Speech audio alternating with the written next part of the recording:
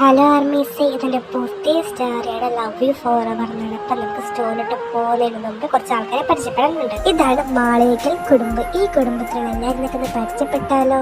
ഇതാണ് ഈ കുടുംബത്തിലെ ഗ്രഹനാഥനും അതുകൊണ്ട് നമ്മുടെ സ്വന്തം ഹീറോയുടെ അച്ഛനും. നമ്മുടെ ഹീറോയുടെ പൊന്നാരച്ഛൻ്റെ പേര് മഹേന്ദ്രവർമ്മ. ആളും നല്ലൊരു ബിസിനസ്മാനും അതിൻ്റെ ഒപ്പം നല്ലൊരു ഫാമിലിമാനും കൂടെ. ഇനി നമ്മുടെ മഹേന്ദ്രവർമ്മയുടെ കുടുംബത്തിലെ ബാക്കിയുള്ളവരെ കൂടെ നമുക്ക് പരിചയപ്പെടാം. മഹേന്ദ്രവർമ്മയുടെ സ്വന്തമായിട്ടുള്ള ഭാര്യ രശ്മി മഹേന്ദ്രൻ. ആളും ടീച്ചറാണ്.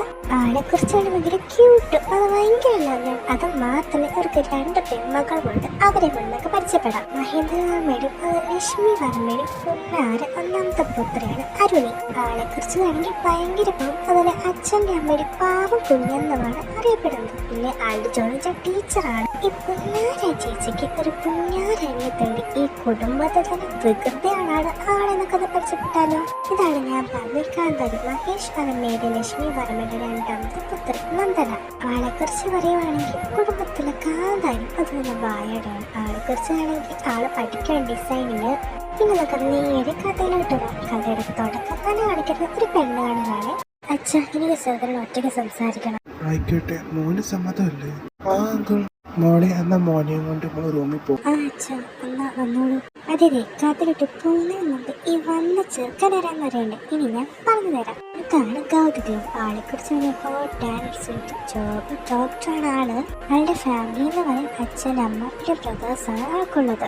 നമ്മുടെ ഗൗതമിനൊക്കെ ഫാമിലിനൊക്കെ വരുന്ന എപ്പിസോഡ് പരിചയം. ഇപ്പൊ ഇതിന് മുന്നിൽ പോയിട്ടെന്നെ സംബന്ധിച്ച് ഞാൻ പറയാം. നമ്മുടെ ഗൗതമാണ് ചെന്ന പാടത്തിന് നമ്മുടെ നന്ദയുടെ പേര് താടിയിട്ടു. ഞാൻ കണ്ടില്ല. സോറി. ഈ സോറി പറയേണ്ട ആവശ്യമില്ല. ചെറിയ കാര്യത്തിന് സോറി പറയുന്നത്. അല്ല, തനിക്ക് എന്താണ് പറയണ്ടെന്ന് പറഞ്ഞത്? അതെന്തുവാ?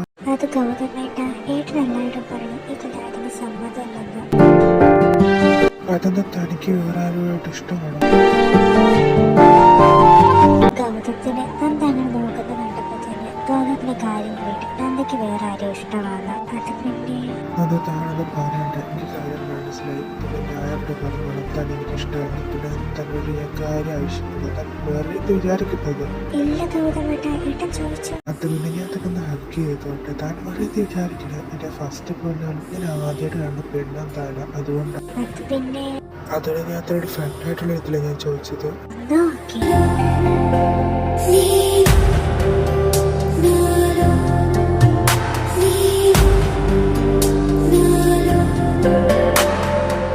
ഗൗതമാണെങ്കിൽ താമസം എല്ലാവരും പറഞ്ഞു ഇനി കല്യാണത്തിന് സമ്മതമല്ലെന്ന് പറഞ്ഞു. ഗൗതം പോയി. അപ്പോഴും ഗൗതം നന്ദയെ നോക്കിയിട്ടാണ് പോയത്. നന്ദേ, നീ എന്തിനു ഇഷ്ടമെന്ന് പറഞ്ഞു കല്യാണത്തിന്? അതിന് ഗൗതമായിട്ട് നല്ല ഇഷ്ടമെന്ന് പറഞ്ഞു കല്യാണത്തിന്. ഞാനല്ലോ. ഇതേ നന്ദ, നീ എടുക്കണം പറയണ്ട. അവനല്ല ഇഷ്ടമല്ലാത്ത കല്യാണത്തിന്. നിനക്ക് കല്യാണത്തിന് ഇഷ്ടമല്ലാത്തത് എനിക്ക് മനസ്സിലായി. അത് അവനും കൂടെ പറയിപ്പിക്കുകയും ചെയ്തു. അതെ, എനിക്ക് കല്യാണത്തിന് സമ്മതമല്ല. എന്നോട് ചോദിച്ചിട്ടാണ് എനിക്ക് പെണ്ണുകളിലൊക്കെ നിങ്ങൾ നടത്തിയത്.